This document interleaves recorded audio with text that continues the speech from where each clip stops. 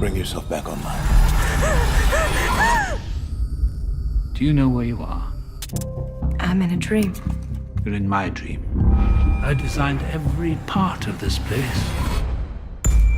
It's not a theme park, but an entire world. You and everyone you know were built to gratify the desires of the people who pay to visit your world. Just don't forget, they're not real. مرحبا بكم مرة أخرى مشاهدينا ومتابعينا في قناة 7R. مسلسل ويستورد سيعود إلينا الأسبوع القادم تحديدا يوم الاثنين بجزئه الثاني، والناس كلها مستنياه على أحر من الجمر. لذلك كان لازم نقوم بمراجعة للجزء الأول لتنشيط الذاكرة من جهة، وكي نكونوا مستعدين للجزء الثاني اللي أحداثه أتمنى تكون بقوة الجزء الأول أولا، وثانيا من غير تعقيد الجزء الأول. هذا قررت نعمله مراجعة من غير حرق للمسلسل الجزء الأول لتنشيط الذاكرة طبعا، وحتى نستعدوا للجزء الثاني. ويستورد هي حديقة كبيرة عاملة محاكاة للغرب الأمريكي في القرن التاسع عشر، وستيرن كما رأوا، وفيه الكثير من الروبوتات اللي عندهم ذكاء اصطناعي واللي يشبه البشر بشكل كبير جدا حتى انك لا تميز بينهم بالبشر الحقيقيين. وهالروبوتات اسمهم في المسلسل الهوست، يتحكم فيهم البشر العاملين في الحديقة. مقر قيادتهم في مكان اسمه ميزا هاب، هي مقر القيادة نتاع حديقة ويستورد. الحديقة مديرها هو الدكتور فورد، وهناك شخصيتان رئيسيتان في إدارة الحقيقة، واحد اسمه برنارد والآخر امرأة اسمها تيريزا. في المقابل هناك الروبوتات اللي هم الهوست. هناك روبوتين محور اهتمام المسلسل، هما الهوست الأول اسمها دولوريس والثانية اسمها ميف. هالحديقة يزورها فقط الأغنياء لأنه تكلفة زيارتها غالية جدا، 40,000 دولار في اليوم. وهؤلاء الزوار أو كما يسموهم في الهوست النيو كامرز أو guests في المسلسل يستطيعوا القيام بكل ما يريدوه في الحديقة من غير أي رادع وأي قانون. يمكنك أن تقتل، أن تغتصب، أن تعذب، أن تفعل ما تريده. أي شيء ممنوع في العالم الخارجي هنا مسموح. والهوستس هنا مبرمجين على عدم أذية البشر. الجست يمكن أن يقتل أحد الهوستس، لكن الروبوتات لا يمكنهم أن يقتلوا الضيوف البشر، هكذا برمجوه. وطبعا عندما يموتون دائما، هم كل يوم تقريبا يموتون الهوستس نتيجة يفعله في ضيوف، يأخذوهم إلى إعادة تأهيل، ينظفوهم إذا هناك شيء معطوب، يد مقطوعة، رأس مقطوع، يعيدوا تركيبه ويعيدوا برمجة مخهم المبرمج من جديد، ينسوهم فيما حدث سابقا ويعيدوا يصبوا لهم البرنامج الجديد لكي يتفاعلوا فيه مع الضيوف. بين الزوار هناك ثلاث شخصيات رئيسية محور المسلسل.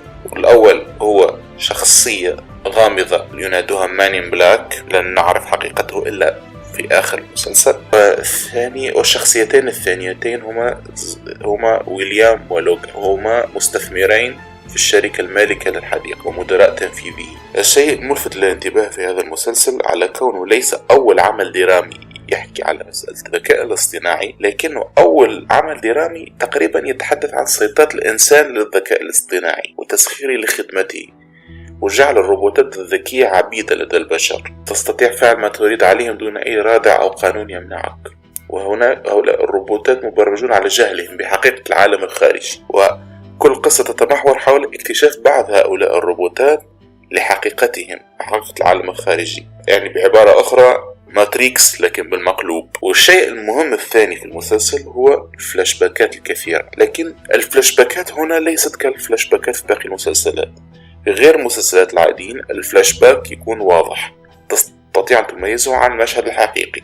هناك مثلا يكتبون في أول فلاش باك قبل 5 سنوات، قبل 10 سنوات، قبل 20 سنة مثلا، قبل شهر، قبل شهرين.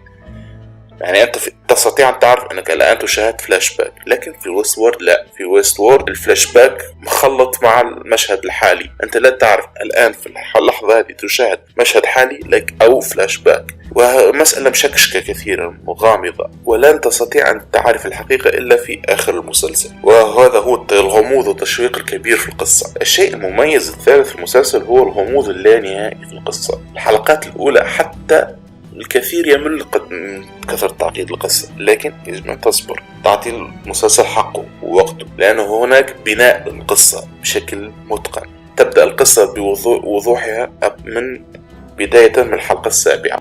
الشيء المميز الرابع والأهم واللي هو محور القصة والحوارات فيه هي العمق الفلسفي اللي نستنتج منه هذا المسلسل وهدفهم الأساس.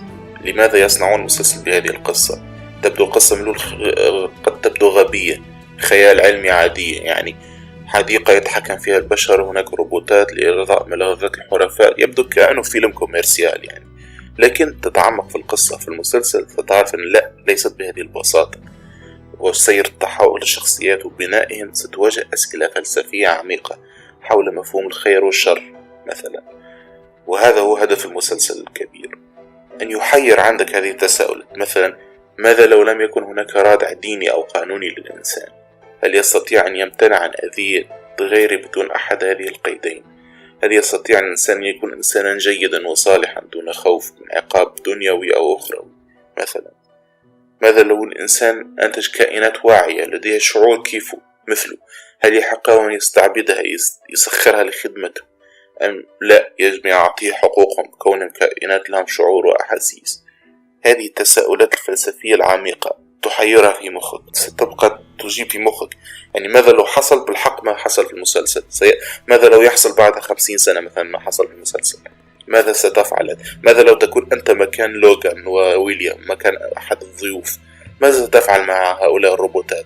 هل ستقتلهم ما يفعل بعض الناس أم لا؟ التمثيل في هذا المسلسل طبعا رائع ممتاز، جميع الممثلين كانوا ممتازين، لم يكن هناك ممثل ممل باستثناء بعض الممثلين الجانبيين من غير ما نحكي عليهم لأنه لحسن الحظ دورهم قصير في المسلسل.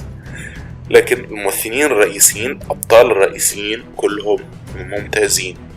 أنتوني هوبكينز غني عن التعريف أصلا، من أساطير السينما وفائز بالأوسكار في فيلم سايلنت فيلمز، لا يحتاج أن أتحدث عنه. أنتوني هوبكينز ممثل الشهير إد هاريس أيضا كان ممتاز، وهذا هو أنتوني هوبكينز وإد هاريس عطوا عنصر الخبرة في هذا المسلسل.